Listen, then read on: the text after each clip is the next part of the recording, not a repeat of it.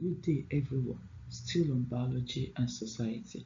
So, in this lecture, we shall look at biology educators and society. That is, we're going to look at uh, who biology educators are and what relationship do biology educators have with the society. When we say biology educators or teachers, they are the ones that are responsible for instructing students in the principles and concepts of biology. That is, they have with them the the principles, that is the knowledge of the principles of biology. They have with them things about curriculum development, assessment, classroom management, and all other things that are related to biology. They are actually, or they actually understand uh, what instructional techniques in biology are. They understand what you mean by instructional technology in biology, what you really mean by aside instructional technology, what you really mean by different instructional strategies that could be, used or utilized in biology. And this, when we talk about biology educators or teachers and their activities or what they do, this ranges from right from secondary school up to college or university level. That is, anyone that has been trained and that has acquired the process of instructing individuals on the principles and concepts of biology, whether the person is in secondary school or at the college or university level. These ones, they are referred to as a biology teachers. Now let's quickly look at their contributions to the society. We're looking at their contributions to the society because we actually want to know why this course is biology and society. Why do we need to study biology and society?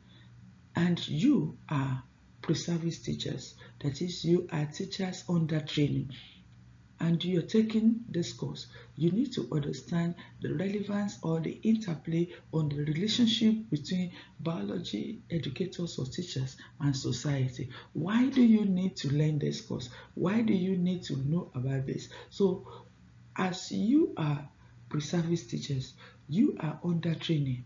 After some time, after the training, you will become uh, teachers, whether in service or you are on your own. That is, you will have been trained and you will have become biology teachers. And one thing again is that you must have, through this course, you must have acquired the knowledge or necessary knowledge and skills that are important, that are relevant to the society. And that's one of the reasons why we had to look at contributions of biology teachers or educators to society. Now, biology teachers, they are able to, because they have the knowledge of biology, they're able to apply the knowledge of biology to understand the world. They educate individuals. You need to know at this level that educating individuals on biology knowledge and concepts is not limited to the four walls of classroom. That is, the work as a teacher, the work as uh, a biology teacher actually extends beyond the classroom. Biology teachers or educators, they educate about health and well-being. That is, since they have the knowledge, they are able to give individuals, students, other individuals, education or knowledge about health and the well-being. That is, they give information on health practices, how we're supposed to practice health, to be in good health, to have good hygiene. They also promote, through their knowledge, they are also able to promote sex and sexuality education. That is, be able to give individuals the importance of sexuality education, what they need to know at whichever stage, and what of the benefits of this sexuality education. Biology teachers also address public health issues. When there are issues that concerns the public health, biology teachers are able to give information, able to give knowledge, able to educate individuals on this type of issue. Another thing or another way by which biology educators and teachers contribute to the society is by understanding the natural world. Biology deals with life. Topics like ecology and conservation, environment and impact, evolution, they help to understand the natural world. That is, they help to understand different organisms and how they could be preserved, how they could be conserved, and how you have their interaction with the environment. All these are different ways by which biology educators and teachers help to understand the natural world. Another contribution is through engaging with scientific advancement. What do we mean by scientific advancement? The way in which you're having advancement in science, especially as regards to biology. In biotechnology, as an example, you have this is about technology in biology.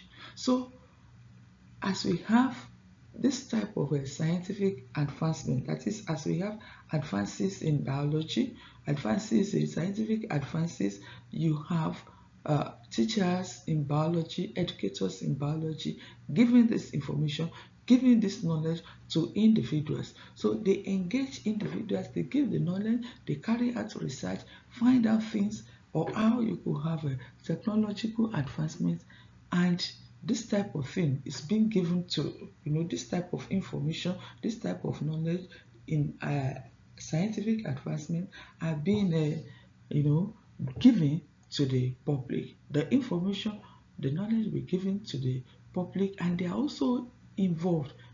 They're even involved in the research that brings about the knowledge. Such example also, aside biotechnology, you have examples like genetic screening, as we have mentioned the other time, interdisciplinary science. Interdisciplinary science is when you have relationship between sciences, relationship biology and its relationship with other sciences. Then you have the shaping future scientists. Biology teachers contribute to the society by helping to shape future scientists. For example, by giving the knowledge or by teaching biology, we're able to encourage STEM education. What do you mean by STEM? STEM is science, technology, engineering, and mathematics. The teaching of biology, for example, at secondary school, engage some students. You have some engage some students. Then you have by the way when students are engaged in the subject, some of them will be encouraged to study biology or other science subjects that will bring them into scientific to the knowledge of STEM. That is, it brings them into either understanding more, either the sciences, technology, engineering, or mathematics. Understanding biology or having the knowledge of biology at the secondary school or even at the college or any tertiary institution encourages them STEM education among individuals. It also helps in the biology teachers also contribute in developing scientific skills. For example, when you teach biology, you teach practical biology. In practical biology, you have experiments taking place, you have different types of research taking place. This encourages scientific skills because, like for example, during practical or during while experiment is being carried out in biology, you have you have scientific skills being put into use, being utilized. Scientific skills such as observation. You have observation taking place during practical exercises. You have a communication when certain things are observed, especially during experiments or as practicals. This will be communicated, and when it is communicated, you have some other things like inquiry, you have some other things taking place, or some other skills being used during this process. Like just like you have observation, you have a communication taking place, you have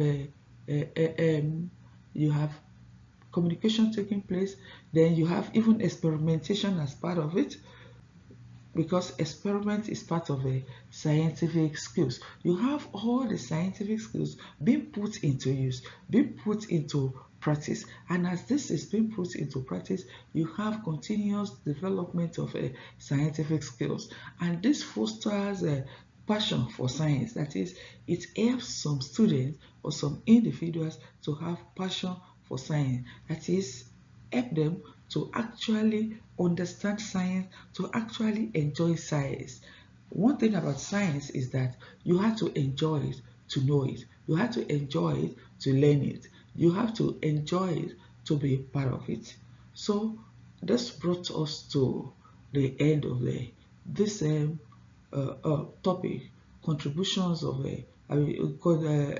contributions of biology educators and teachers to society. So invariably, at the end of the day, when you become biology educators or biology teachers, you are aware of how you are expected to contribute to your society. Even before you become teachers, before you become fully trained as teachers, as you move along in your training, you know what and what are expected of you. You know that you are educated, you are to educate about health and well-being, so you will keep the knowledge that you are acquiring in the process of your training.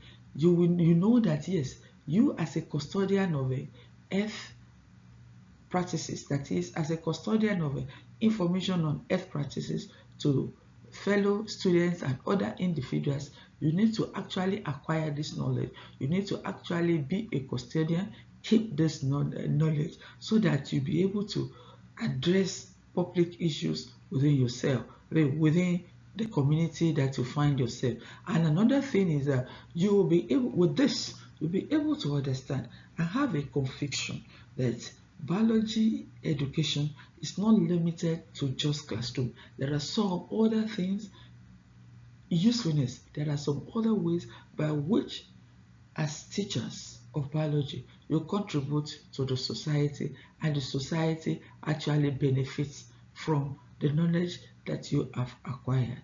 Thank you.